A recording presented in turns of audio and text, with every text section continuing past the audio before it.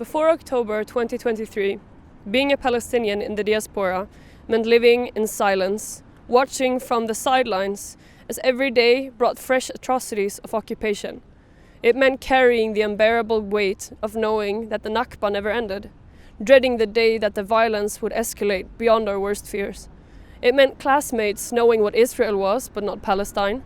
It meant teachers arguing that the conflict was one between two regions who just couldn't get along. It meant having your own history denied to you. It meant a hopelessness that this is just the way things are and will be because no one will care and do anything about it. Then, the world was forced to see the live-streamed genocide unfolding in Gaza, something that could no longer be ignored. People woke up, masses took to the streets.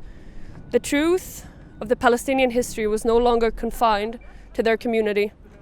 But in all honesty, it should never take genocide for the world to listen. No one should have to suffer just to be seen. And yet, as the Gazan population is systemically starved to death and subjected to new massacres every single day, Palestine is once again fading from the headlines, from conversations, from consciousness. The genocide is being spoken about in the past tense, but the killing has not stopped. The moment aggression against Gaza slowed, it escalated in the West Bank. As the people of Gaza are hurdled like cattle, in the West Bank homes are bulldozed, roads are torn apart, entire camps are emptied. 17,000 people have been forced out of Jenin, 6,000 from Nur Shams, 10,000 from Tulkarem. Palestinians are being murdered by IDF soldiers and settlers alike. And this is ethnic cleansing, happening before our very eyes, and yet once again the world is looking away. When we see the ongoing massacres in the West Bank, when we see the starvation, when we hear Trump's bizarre vision of turning Gaza into the Riviera of the Middle East, Palestinians are forced to ask themselves, what future is being planned for us?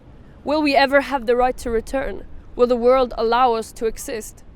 And here, at Chalmers, we're forced to ask a different question.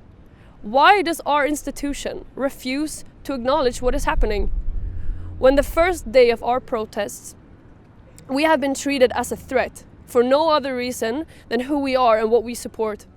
Chalmers has tried to silence political activity on campus.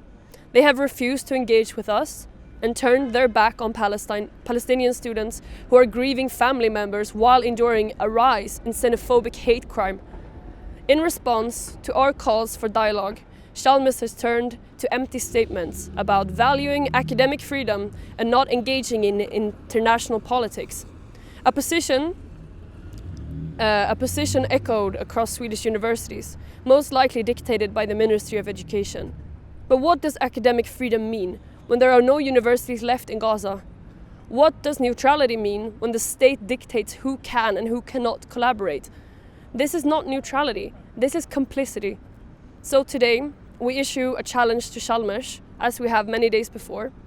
Prove that you are not afraid of your own students. Prove that you respect your faculty. Prove that you stand by your ethical guidelines. And at the very least, meet us with good faith, without closing your ears before we speak. Thank you.